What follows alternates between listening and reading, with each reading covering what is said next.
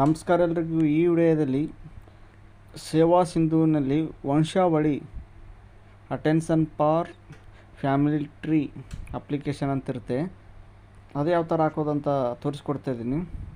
ಇದಕ್ಕೆ ಬೇಕಾಗಿರೋ ಡಾಕ್ಯುಮೆಂಟ್ಸು, ಯಾರ್ಯಾರು ಫ್ಯಾಮಿಲಿ ಟ್ರೀ ಒಳಗೆ ಬಾಂಡಲ್ಲಿ ಬರೆಸ್ಕೊಂಡು ಬಂದಿದ್ದೀರೋ ಅವ್ರದ್ದು ಆಧಾರ್ ಕಾರ್ಡು, ಡೆತ್ ಆಧಾರ್ ಇದ್ದರೆ ಡೆತ್ ಕಾರ್ಡು, ಡೆತ್ ಸರ್ಟಿಫಿಕೇಟು, ಮತ್ತು ಒಂದು ಬಾಂಡ್ ಅಂತೀವಲ್ಲ, ಅಫಿಡವಿಟ್, ಕೋರ್ಟ್ ಅಫಿಡವಿಟ್, ಇಷ್ಟಿದ್ರೆ ಸಾಕು. ನೋಡಿ, ವಿವೋ ಅಪ್ಲಿಕೇಶನಲ್ಲಿ ಹೋದ್ಮೇಲೆ ಅಟೆನ್ಷನ್ ಫ್ಯಾಮಿಲಿ ಟ್ರೀ ಅಂತ ಸರ್ಚ್ ಮಾಡಿದ ಮೇಲೆ ಈ ಥರ ಬರುತ್ತೆ. Attention for family tree click ಮಾಡಿದ್ಮೇಲೆ ಈ ಥರ ಆಧಾರ್ ಕಾರ್ಡ್ಗೆ ಡಿಜಿಟಲ್ ಆಕಾರ ಹೋಗುತ್ತೆ. Aadhaar card number hockey proceed with finger print ಅಂತ ಕೊಡ್ತಾಯಿದ್ದೀವಿ. ಫಿಂಗರ್ ಪ್ರಿಂಟ್ ಮೇಲೆ ಮಾಡ್ತಿದ್ವಿ. ಆಮೇಲೆ ಅಲೋ ಅಂತ ಕೊಡಿ. ಕೊಟ್ಟ ಮೇಲೆ ನಿಮಗೇನಿದೆ, ಈಗ ಮೇನ್ ಬೇಕಾಗಿರೋ ಪ್ರೊಸೀಜರ್ ಇದು ವಂಶಾವಳಿ ಹಾಕೋದು. ನೋಡಿ, ಕುಟುಂಬ ವಂಶವೃಕ್ಷ ದೃಢೀಕರಣ, ಅಟೆನ್ಷನ್ ಆಫ್ ಫ್ಯಾಮಿಲಿ ಟ್ರೀ. ಮೊದಲಿಗೆ ಕನ್ನಡ ಅಂತ ತಗೊಳ್ಳಿ. ಗ್ರಾಮೀಣ ಪ್ರದೇಶ, ಯಾವ ಪ್ರದೇಶ? ಗ್ರಾಮೀಣ, ನಗರ ಪ್ರದೇಶನ, ಜಿಲ್ಲೆ ಯಾವುದು, ತಾಲೂಕು ಯಾವುದು, ಹೋಬಳಿ ಯಾವುದು, ಗ್ರಾಮ ಯಾವುದು. ನೋಡಿ, ಸಿಂಪಲ್ಲಾಗಿದೆ. ಜಿಲ್ಲೆ, ತಾಲೂಕು, ಗ್ರಾಮ ಮತ್ತು ಉಪಗ್ರಾಮ ಅಂತ ಇರುತ್ತೆ. ಅರ್ಜಿದಾರರ ಶೀರ್ಷಿಕೆ, ಅವರಿಗೆ ಲಗ್ನ ಆಗಿದ್ದರೆ, ಮದುವೆ ಆಗಿದ್ದರೆ ಶ್ರೀ, ಇಲ್ಲಾಂದರೆ ಕುಮಾರ ಕುಮಾರಿ, ಇಲ್ಲ ಶ್ರೀಮತಿ, ಲಗ್ನ ಆಗಿದೆ, ಮದುವೆ ಆಗಿದ್ದರೆ. ಇಲ್ಲ ಸಂಬಂಧ ವಿಧ ಏನಿದೆ, ಬೀನ್ ಅಂದರೆ ತಂದೆ, ಕೋಮ್ ಅಂದರೆ ಗಂಡ, ಆ ಥರ.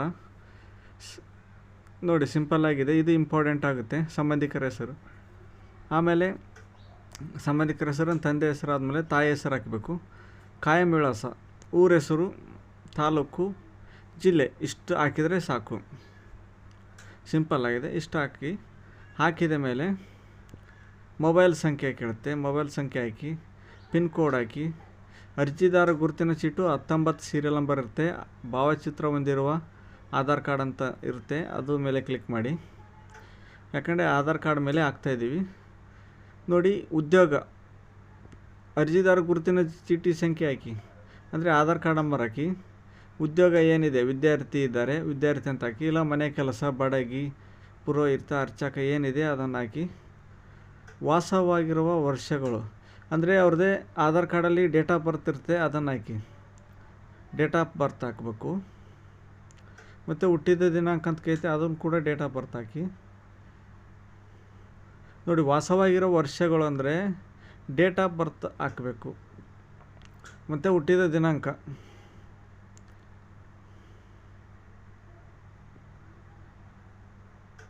ಇಷ್ಟು ಹಾಕಿದ ಮೇಲೆ ಮತ್ತು ಉದ್ದೇಶ ಅಂತ ಇದೆ.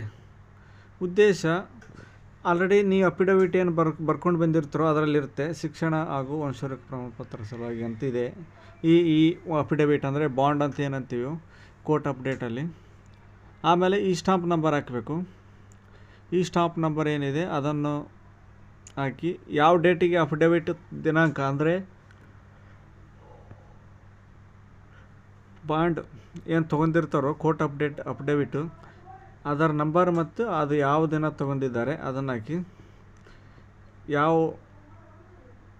ಯಾವ ಮಂತು, ತಾರೀಕು, ದಿನಾಂಕ ಅಂದರೆ ಯಾವ ಇಯರ್, ಅದನ್ನು ಕರೆಕ್ಟ್ ಹಾಕಬೇಕು. ಸಿಂಪಲ್ಲಾಗಿದೆ, ಕೇವಲ 5 ನಿಮಿಷದಲ್ಲಿ ಹಾಕ್ಬೋದು ಇದು. ಆಮೇಲೆ ನೆಕ್ಸ್ಟ್ ಏನಿದೆ ನೋಡಿ, ಅಫಿಡವಿಟ್ ದಿನಾಂಕ, ಅವರು ಎಷ್ಟನೇ ತಾರೀಕು ತೊಗೊಂಡಿದ್ದಾರೆ ಅಫಿಡವಿಟ್. ಇಲಾಖೆ, ಕಂದಾಯ ಇಲಾಖೆ ಅಂತ ಕೊಡಿ. ಕಂದಾಯ ಇಲಾಖೆ ಅಂತ ಇರುತ್ತೆ, ಕಂದಾಯ ಇಲಾಖೆ ಕೊಡಿ. ಸಂಸ್ಥೆ ಇರಲ್ಲ. ಧರ್ಮ ಯಾವುದು ಅದು ಕೊಡಿ. ಒಟ್ಟು ಶುಲ್ಕ ರೂಪಾಯಿ ಎಷ್ಟಿದೆ ಅದು ಕಟ್ಟಾಗುತ್ತೆ. ಆಮೇಲೆ ನೋಡಿ, ಇದು ಧರ್ಮ ಆದಮೇಲೆ ನೆಕ್ಸ್ಟ್ ನೋಡಿ, ಯಾವುದಾದ್ರು ಇರುತ್ತೋ ಅದು ಹಾಕಿ ನೀವು ಧರ್ಮನ.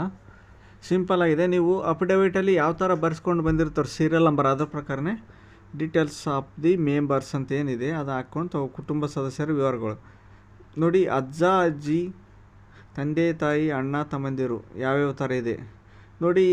ಶ್ರೀ ಶ್ರೀಮತಿ, ಕುಮಾರ ಕುಮಾರಿ, ಕರೆಕ್ಟ್ ಹಾಕಿ ಏಜ್ ಎಷ್ಟಿದೆ ಅಫಿಡವಿಟಲ್ಲಿ ಅದರ ಪ್ರಕಾರನೇ ಏಜ್ ಹಾಕ್ಕೊಂಡು ಹೋಗಿ. ಮತ್ತು ಅರ್ಜಿದಾರ ಗುರುತಿನ ಚೀಟಿ 19 ನಂಬರ್ ಹೇಳಿದ್ನಲ್ಲ, ಭಾವಚಿತ್ರ ಹೊಂದಿರುವ ಆಧಾರ್ ಅಂತ ಇರುತ್ತೆ, ಅದನ್ನು ಹಾಕಿ. ನೋಡಿ ಇಲ್ಲಿ ಇವರು ಡೆತ್ ಆಗಿರೋದ್ರಿಂದ, ಮರಣ ಹೊಂದಿದ್ದಾರೆ ಅಂತ ಏನಿದೆ, ಡೆತ್ ಆಗಿರೋದ್ರಿಂದ ಇವರು ಮದುವೆಯಾಗಿ ಡೆತ್ ಆಗಿದ್ದಾರೆ. ಅದಕ್ಕೆ ಇವ್ರದ್ದು ಆಧಾರ್ ಕಾರ್ಡು ಅದು ID ನಂಬರು ಕಂಪಲ್ಸರಿ ಇರಲ್ಲ. ನೆಕ್ಸ್ಟ್ ಪ್ಲಸ್ ಕೊಡಿ. ಡೆತ್ ಆದವ್ರದ್ದು ಎಂಟ್ರಿ ಮಾಡಲಿಲ್ಲ ಅಂದರೂ ನಡೆಯುತ್ತೆ. ಇದೇನಿದೆ ಅವ್ರ ಮಿಸ್ಸಸ್ದು ನೋಡಿ ಹೆಸರು, ಅವ್ರ ತಂದೆ ಹೆಸರು ಅಥವಾ ಗಂಡನ ಹೆಸರು, ಅವ್ರು ಏನಾಗ್ತಾರೆ, ಇದು ಯಾವ ಹೆಸರಲ್ಲೇ ಇದು ಅಫಿಡವಿಟ್ ತೊಗೊಂಡಿರ್ತೀವಿ ಅವ್ರಿಗೆ ಏನಾಗ್ತಾರೆ, ಅವ್ರ ವಯಸ್ಸೇನು, ಅವ್ರು ಕೊಡ್ತಾ ಇರೋ ಪ್ರೂಫ್, ಇವ್ರು ಲೈವ್ ಇರೋದ್ರಿಂದ ಅಂದರೆ ಬದುಕಿದ್ದಾರೆ ಅಂತಗಿಸಿದೇನು ಆಪ್ಷನ್ ತೊಗೊತೀವಿ, ಬದುಕಿದ್ದಾರೆ ಲೈವಿಂಗ್ ಅಂತ, ಅದರ ಪ್ರಕಾರ ಇದು ಏನಿದೆ ವಿಡೌಡ್ ಅಂದರೆ ವಿವಾಹಿತರು, ವಿಧವೆ ಅಂತ ಏನಿರುತ್ತೆ ಅದು ಹಾಕಿ, ಅವ್ರದ್ದು ಆಧಾರ್ ಕಾರ್ಡ್ ನಂಬರ್ ಹಾಕಿ, ಪ್ಲಸ್ ಚಿಹ್ನೆ ಹಾಕಿ, ಪ್ಲಸ್ ಕೊಟ್ಟು ಮತ್ತೆ ಯಾರು ಆದರೂ ಸೇರಿಸೋದು ಇದ್ದರೆ ಅವರು ಕುಟುಂಬ ವೃಕ್ಷದಲ್ಲಿ ಅದರ ಪ್ರಕಾರನೇ ಹಾಕ್ಕೊಂತ ಹೋಗಿ. ನೋಡಿ ಸಿಂಪಲ್ಲಾಗಿದೆ, ನೋಡಿ ತೋರಿಸ್ತಾ ಇದ್ದೀನಿ. ನೆಕ್ಸ್ಟು ಇವರು ಅಜ್ಜ ಅಜ್ಜಿದು ಇವರು ಅಫಿಡವಿಟಲ್ಲಿ ಯಾವ ಥರ ಇದೆಯೋ ಅದೇ ಥರನೇ ಹಾಕ್ತಾಯಿದ್ದೀವಿ. ನೋಡಿ ಏನು ಸಿಂಪಲ್ಲಾಗಿದೆ ಇದು, ನೋಡಿ ಹಾಕಿದ್ದೀವಿ. ಇದನ್ನು ನೋಡಿ ನೀವು ಅಫಿಡವಿಟಲ್ಲಿ ಯಾವ ಥರ ಇದೆ ಅದೇ ಥರ ಹಾಕ್ಕೊಂಡು ಹೋಗಿಬಿಡಿ. ಏನಿಲ್ಲ, ಸಿಂಪಲ್ಲಾಗಿ ಅವ್ರ ಶೀರ್ಷಿಕೆ, ಹೆಸರು, ತಂದೆ ಹೆಸರು, ಸಂಬಂಧ, ರಿಲೇಷನ್ ಟೈಪ್ ಇದೆ, ಯಾರು ಅಫಿಡವಿಟ್ ಯಾರ ಹೆಸರಲ್ಲೇ ಇದೆ, ಅವ್ರದ್ದು ಆಧಾರ್ ಕಾರ್ಡ್ ನಂಬರು, ಅವರು ಬದುಕಿದ್ದಾರಾ, ಮರಣ ಹೊಂದಿದ್ದಾರಾ, ಮತ್ತು ವೈವಾಹಿಕ ಸ್ಥಿತಿ ಏನಿದೆ, ಮದುವೆ ಆಗಿದ್ದಾರಾ ಇಲ್ಲ, ಏನಿದೆ ನೆವರ್ ಮ್ಯಾರಿಡ್ ಆ ಥರ ಎಲ್ಲ ಬರುತ್ತೆ. ಅದನ್ನು ಮದುವೆ ಆಗಿಲ್ಲ ಅಂತಂದರೆ, ನೆವರ್ ಮ್ಯಾರಿಡ್ ಅಂದರೆ ಮದುವೆ ಆಗಿಲ್ಲ, ಅದನ್ನು ಕರೆಕ್ಟಾಗಿ ಅಪ್ಡೇಟ್ ಮಾಡಿ. ಸಿಂಪಲ್ಲಾಗಿದೆ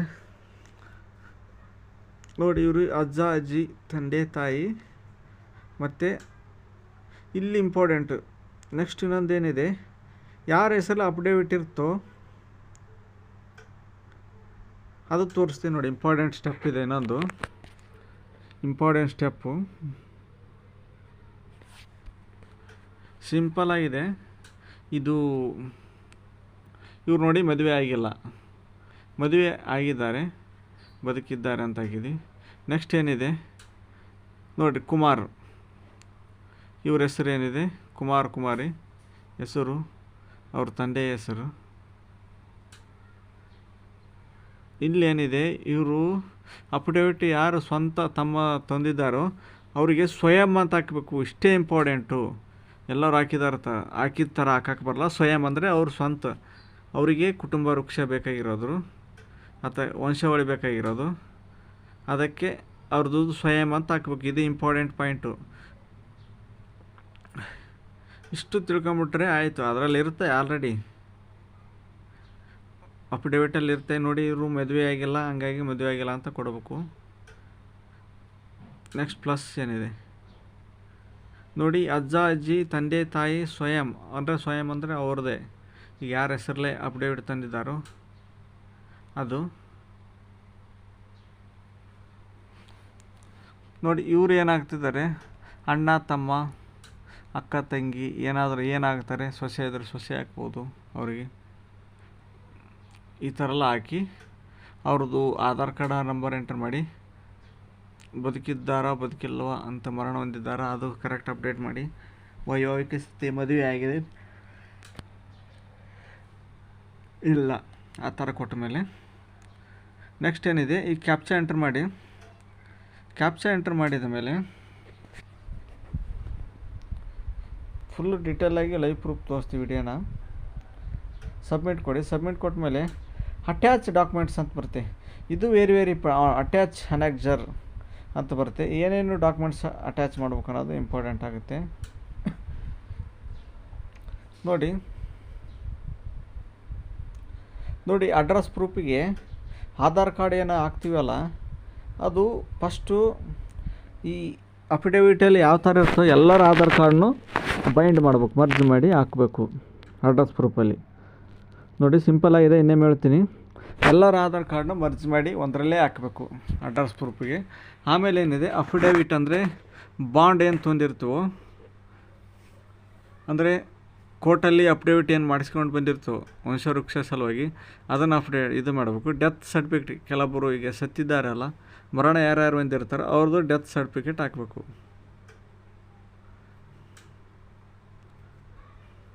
ನೋಡಿ, ಡೆತ್ ಸರ್ಟಿಫಿಕೇಟ್ ಹಾಕ್ತಾಯಿದ್ವಿ.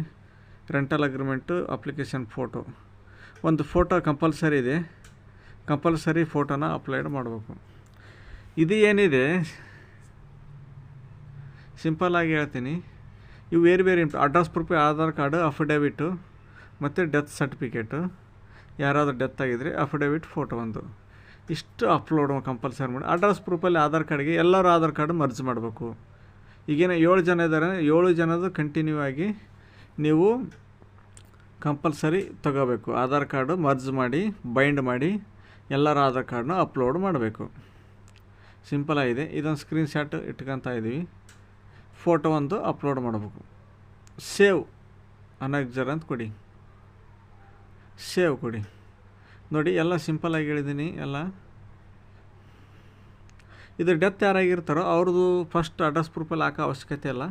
ಡೆತ್ ಸರ್ಟಿಫಿಕೇಟಲ್ಲಿ ಅವರು ಡೆತ್ ಸರ್ಟಿಫಿಕೇಟ್ ಹಾಕಿದರೆ ಸಾಕು. ಇಷ್ಟೇ ಸಿಂಪಲ್ ಆಗಿದೆ. ನೋಡಿ, ಸೇವ್ ಅನಗ್ಜರ್ ಅಂತ ಕೊಡ್ತಾಯಿದ್ದೀವಿ, ಸೇವ್ ಆಗ್ತಾಯಿದೆ. ನೆಕ್ಸ್ಟ್ ಏನಿದೆ, ಈ ಸೈನ್ ಆ್ಯಂಡ್ ಪೇಮೆಂಟ್ ಮಾಡಬೇಕು. ಅದು ಯಾವ ಥರ ಮಾಡೋದಂತ ಮುಂದೆ ಹಂಗೆ ಗೊತ್ತಾಗುತ್ತೆ. ನೋಡಿ, ಸರ್ವರ್ ಸ್ಲೋ ಇರೋದರಿಂದ ಸ್ಲೋ ಆಗಿ ತಗೊತಾ ಇದೆ.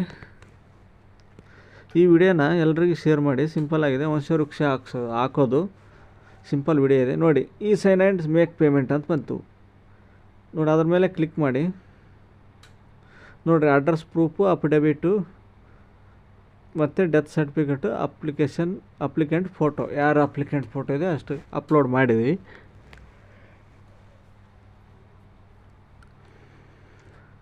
ಈ ಸೈನ್ ಆ್ಯಂಡ್ ಸಬ್ಮಿಟ್. ಅಗ್ರಿ ಮೇಲೆ ಬಟನ್ ಕೊಡಿ. ನೀವು ಮೊದಲಿಗೆ ಫಿಂಗರ್ ಪ್ರಿಂಟ್ ತೊಗೊಂಡೇ ಇರೋದನ್ನು ಫಿಂಗರ್ ಪ್ರಿಂಟ್ ಥ್ರೋನೇ ನಾವು ಈ ಸೈನ್ ಮಾಡಬೇಕಾಗುತ್ತೆ. ಅವ್ರ ಆಧಾರ್ ಕಾರ್ಡ್ ನಂಬರ್ ಹಾಕಿ ಡಿಸ್ಕವರ್ ಬಯೋಮೆಟ್ರಿಕ್ ಡಿವೈಸ್ ಅಂತ ಕ್ಲಿಕ್ ಮಾಡಿ. ಯಾವುದೇ ಬಯೋಮೆಟ್ರಿಕ್ ಇದೆ ಆ್ಯಕ್ಟಿವ್ ಆಗಿದೆ ಅದ್ರ ಮೇಲೆ ಬರುತ್ತೆ. ಕ್ಯಾಪ್ಚರ್ ಅಂತ ಕೊಡಿ. ಅವರ ಹೆಬ್ಬಟ್ಟು ತಗೋಬೇಕು. ತೊಗೊಂಡ್ಮೇಲೆ ಸಬ್ಮಿಟ್ ಅಂತ ಕೊಡಬೇಕು. ಸಬ್ಮಿಟ್ ಅಂತ ಕೊಟ್ಟ ಮೇಲೆ ನೆಕ್ಸ್ಟ್ ಏನಿದೆ, ಪೇಮೆಂಟಿಗೆ ಹೋಗುತ್ತೆ, ದುಡ್ಡು ಕಟ್ಟಾಗುತ್ತೆ. ದುಡ್ಡು ಕಟ್ಟಾದಮೇಲೆ ನೋಡಿ, ಪೇಮೆಂಟಿಗೆ ಹೋಗುತ್ತೆ. ಮೇಕ್ ಪೇಮೆಂಟ್ ಅಂತ ಕೊಡಿ. ಕೆಳಗಡೆ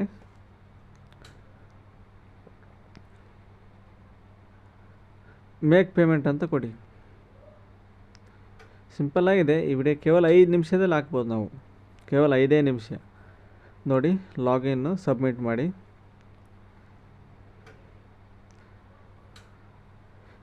ಎಷ್ಟು ಅಪ್ಲಿಕೇಶನ್ ಇದೆ ಅದು EQMS ನಂಬರ್ ಅಂತೇನಿದೆ ಇದು, ಯಾಕಂದರೆ ನಾವು ಮಾಡ್ತಾ ಇರೋದು ಗ್ರಾಮ ಥ್ರೋ ಪೇಮೆಂಟು. 2 ಪೇಮೆಂಟ್ಸು ಓಕೆ ಕೊಡಿ.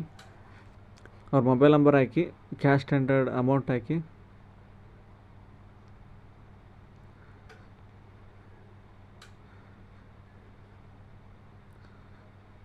ನೋಡಿ, mobile number, cash standard amount ಎಷ್ಟಿದೆ ಅದು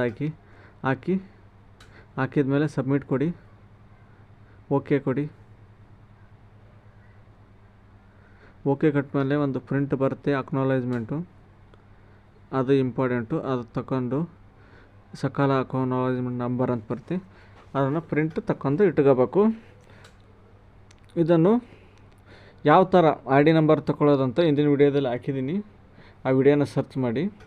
ಸಕಾಲ ನಂಬರ್ನ RD ನಂಬರ್ ಯಾವ ಥರ ತಗೊಳ್ಳೋದಂತ ತೋರಿಸ್ಕೊಟ್ಟಿದ್ದೀನಿ. ಅದೊಂದು ನೋಡಿಗೇಸಿ ತಿಳ್ಕೊಳ್ಳಿ. Thanks for watching application.